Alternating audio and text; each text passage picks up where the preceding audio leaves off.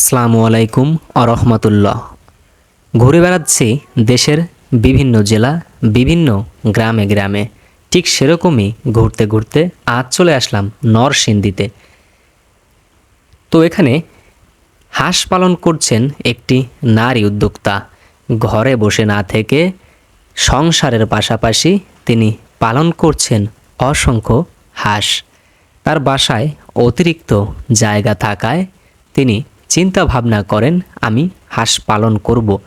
তো প্রথমে তিনি তার বক্তব্যে জানান যে আমি প্রথমে 5টি হাঁস ক্রয় করি 250 টাকা দিয়ে। তারপরে আমার 5টি হাঁসই অনেক যত্ন সহকারে আমি বড় করি এবং ভালো একটি আমি ফল এখান থেকে পেয়ে থাকি। ভালো একটি অভিজ্ঞতা হয় আমার এইখান থেকে।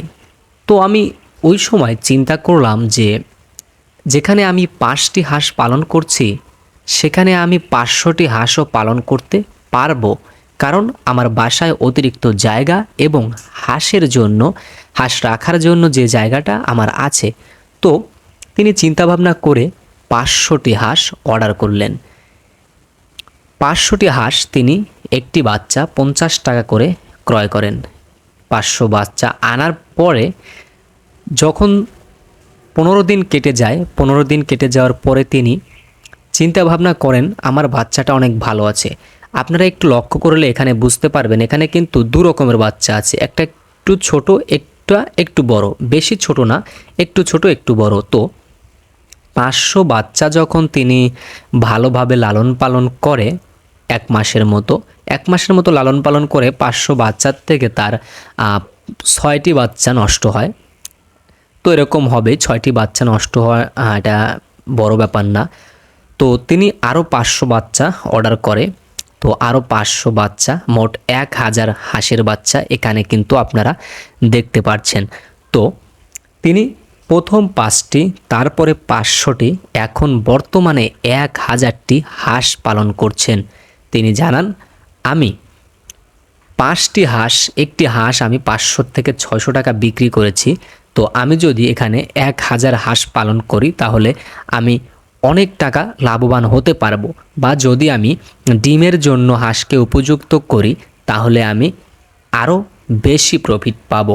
কারণ আমি যদি 1 থেকে 1.5 মাস ডিম বিক্রি করি, আমার এখান থেকে যে টাকাটা আসবে আমি এই টাকাটা হচ্ছে আমার লাভ থাকবে।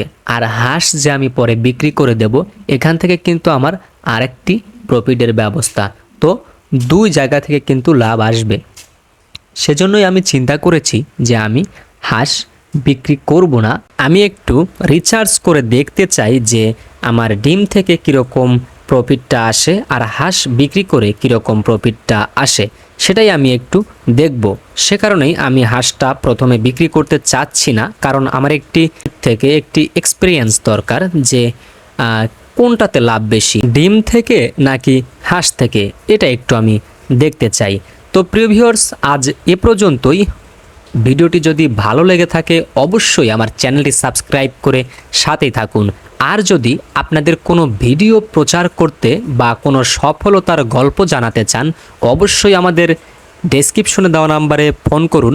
আমাদের jetty agro farm YouTube team চলে যাবে আপনার নিকটে। ভালো থাকুন, সুস্থ থাকুন, আল্লাহ হাফেজ।